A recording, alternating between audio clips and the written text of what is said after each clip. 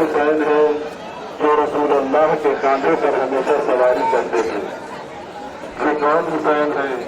یہ وہ حسین ہے کہ جب رسول اللہ سجدے میں ہوا کرتے تھے تو ان کی پشت مبارک پر یہ کھیلا کرتے تھے.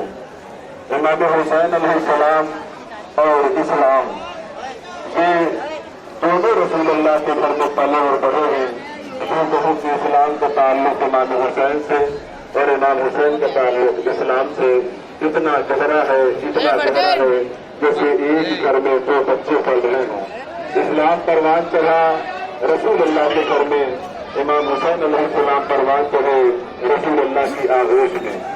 اسلام اگر رسول اللہ کے سجدے میں تھا تو اس سجدے میں پشت پہ رسول اللہ کے امام حسین ہمیشہ نظر آئے. عزیزان من، جب یہی اسلام زمانے کی گرد و غبار کے تحت اٹنے لگا اور پھٹنے لگا، زمانے کے ظالموں نے جب اس اسلام کو تیر چلانا شروع کیا، زمانے کے لوگوں نے جب اسلام کو بدنام کرنا شروع کیا، جب زمانے کے لوگوں نے اس اسلام کے قوانین کو بدلنا شروع کیا، یا دوسرے لفظوں میں کہوں کہ زمانے کے لوگوں نے جب اسلام کو زخمی کرنا شروع کیا، تو اب اسلام نے شام کے دربار سے آواز کی، میرے بچپن کے دوست حسین، آج میرا کوئی مونس و غمخار نہیں ہے، آج مجھے کوئی بچانے والا نہیں ہے. ہر کوئی مسلمان تو ہے لیکن مسلمان کی شکل میں سب ہمارے دشمن بیٹھے ہیں. سب یزید کی بیعت کر چکے ہیں اور یزید وہ جو فاسق بھی ہے، فاجر بھی ہے، اگر اسے کافر کہا جائے تو کچھ علماء کے نزدیک برا نہ ہوگا. جنہوں نے اس کو کافر بھی کہا تو مسلمان نام کے گھرانے میں پیدا تو ضرور ہوا لیکن اس کی ساری حرکتیں کفر جیسی رہی. آج یہ یزید اپنے بھولے پنجے سے ہمیں زخمی کر رہا ہے. حسین میرے بچپن کے دوست، آج تمہیں اسلام آواز دے رہا ہے، آؤ مجھے بچا لو. امام حسین علیہ السلام مدینے سے نکلے یہ آواز دیتے ہوئے، میرے بچپن کے دوست اسلام، تو میرے ساتھ پلا ہے، تو میرے ساتھ بڑھا ہے. اگر آج تجھے بچانے کی بات آئی تو حسین تجھے بچائے گا. تیرے زخموں کو مرہم لگانے کی بات آئی تو حسین اکبر کے نام کا مرہم لگائے گا.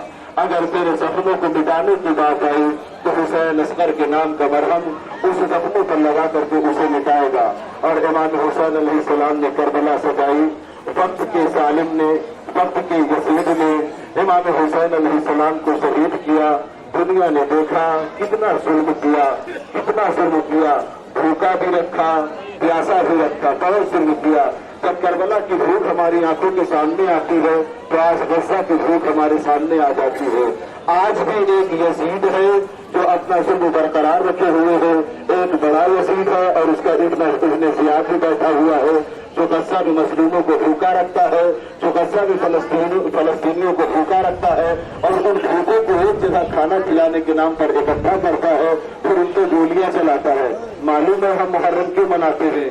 ہم اسی لیے مناتے ہیں کہ جب زمانہ ظلم کرے اور زمانہ خاموش رہے تو امام حسین علیہ السلام کے چاہنے والے ان مظلوموں کے حق میں آواز بلند کریں. آج اس چوراہے پر کھڑا ہو کر کے اتنے سارے مجمع کے سامنے دنیا کے سارے مسلمان خاموش ہیں لیکن وہ مسلمان غزہ کے مظلوموں کے لیے آواز بلند کر رہا ہے جس کا تعلق کربلا سے ہے، جس کا تعلق امام حسین علیہ السلام سے ہے. دنیا نے تماشا دیکھا، 56 مسلمان ملک تھے لیکن سب نے اسلام کا چوغا اوڑھا. آج کے دور کے جدید کی بیعت سب نے کر لی لیکن ایک ایسا ملک بھی تھا جہاں امام حسین کے ذریعے اسلام پہنچا. ایک ایسا بھی ملک ہے جہاں کربلا کے ذریعے اسلام پہنچا. اس نے کہا ہم تمہارے سامنے سر خم نہیں کریں گے. کل کربلا میں حسین نے تمہاری بیعت نہیں کی تھی، آج حسینی تمہاری بیعت نہیں کریں گے. اب سوال مت کرنا. کسی رائٹر نے لکھا تھا کہ مجھے تعجب ہے کہ جب رسول اللہ کے صحابیوں نے یزید کی بیعت کر لی تھی تو امام حسین نے بیعت کیوں نہیں کی تھی. جواب دینے والوں نے جواب دیا تھا کہ سوال یہ نہیں ہے کہ صحابیوں نے بیعت کر لی تھی، سوال یہ ہے کہ جب رسول اللہ کے نواسے نے بیعت نہیں کی تھی تو صحابیوں نے کیسے بیعت کر لی تھی.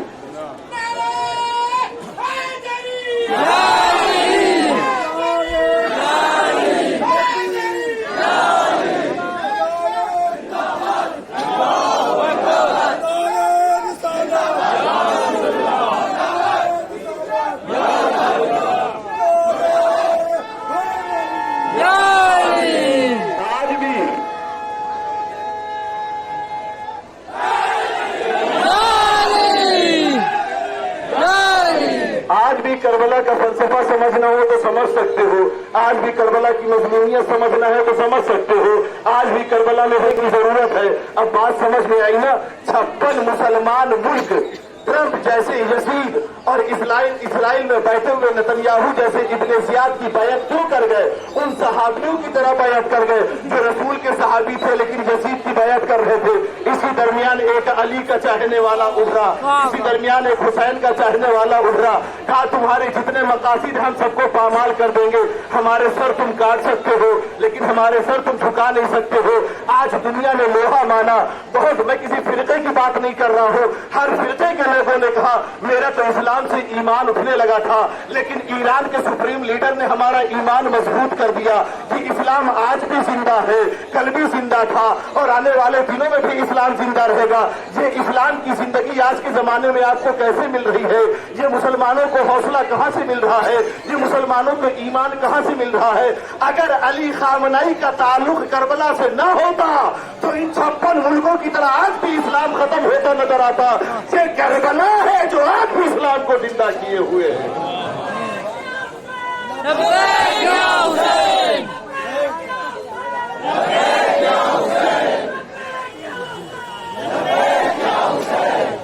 करबला यानी मुहर्रम किसी त्योहार का नाम नहीं है, करबला एक तहरीक का नाम है, करबला एक मूवमेंट का नाम है, करबला एक खास मकसद के लिए सजाई गई है। करबला हम दिलों में उतारते हैं तो हमारे अंदर हरारत पैदा हो जाती है। दुनिया के जालिमीन हमारे गर्म खून को जब अपने डॉलर के जरिए चमूद करना चाहते हैं तो हम करबला याद कर लेते हैं, अपने अंदर हरारत पैदा कर लेते हैं, इसलिए कि करबलाई कभी भी सर झुकाता नहीं है, करबलाई जालिम की कभी बैत नहीं करता है, करबलाई अपने सर को कलम करवा देता है। लेकिन अजीजुल मन, तुम्हें पता है मेरे अज़ादारों, मेरे मौला के अज़ादारों, तुम्हें मालूम है कि उसी करबला में एक घोड़ा भी बड़ा वफादार था जिसे हम सुल्जनाह के नाम से जानते हैं। मालूम है उस जमाने के मुसलमान जानवरों से बदतर हो गए थे, लेकिन इमाम हुसैन अलैहिस्सलाम का सुल्जना ऐसा था जो लोगों को अक्ल खिरत की दावत देकर के लोगों को आवाज दे रहा था। तुम्हें नहीं मालूम तुम वक्त के इमाम को नहीं पहचानते, तुम्हें नहीं मालूम तुम रसूल अल्लाह के फर्जंद को नहीं पहचानते, आओ मुझसे वफादारी का सबक लो। जिसकी शबीह हमने निकाली है ना, जिसे आप घोड़ा समझ रहे हैं ना, जिसको हमने सजा के निकाला है ना, ये इमाम हुसैन से मंसूब है। हम तो वो है जो इमाम से जो कुछ भी मंसूब हो जाता है उसको हम मुहतरम समझने लगते हैं, उसको हम तबर्रुकात में सजाने लगते हैं, उसका हम एहतराम करने लगते हैं। इस घोड़े ने करबला की जमीन से आवाज दी, तुम इंसान होकर के भी जानवर हो गए हो, लेकिन जानवर होकर के भी मेरे अंदर वो हया पैदा हो गई है कि मैं वक्त के इमाम को अपने ऊपर सवार करता हूँ, जालिमों के खिलाफ मैं खड़ा करता हूँ। इस जानवर को जमाने के सामने ला करके सुलझना बना करके हम दिखाते हैं कि अगर हुसैन के दर पर एक जानवर भी चला जाता है ना तो वो भी जालिमों के खिलाफ खड़ा हो जाता है। ये आलम मुबारक देख रहे हो ना, ये आलम मुबारक देख रहे हो, करबला की सेना के सेनापति का निशान है।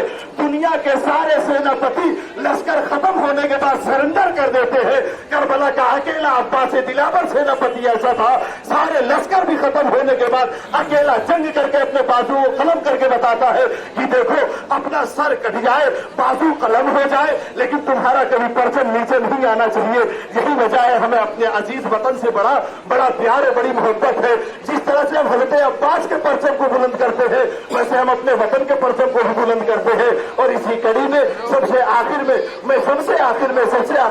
मैं प्रशासन का शुक्रिया भी अदा करना चाहता हूँ तो हमारे इस इंतजाम को बखूबी बड़ी जिम्मेदारी के साथ निभाते हैं, हमारा ये सारा एहतमाम करते हैं, हम उनके शुक्रगुजार हैं। हम एक ऐसी जमीन पर रहते हैं जहाँ हमें आजादारी के लिए आजादी मिलती है, जहाँ हमें जुलूस के लिए आजादी मिलती है, जहाँ हमें ताजियादारी के लिए आजादी मिलती है, इसलिए कि हम हकीकी करबला वाला इस्लाम दुनिया को दिखाते हैं, टेररिज्म वाला इस्लाम दुनिया को नहीं दिखाते हैं। जिन लोगों ने दरबारों से इस्लाम लिया उनके यहाँ आतंकवाद पाया गया, जिन लोगों ने करबला से इस्लाम लिया वहाँ हुसैनियत पाएगी। जिंदाबाद जिंदाबाद मुर्दाबाद मुर्दाबाद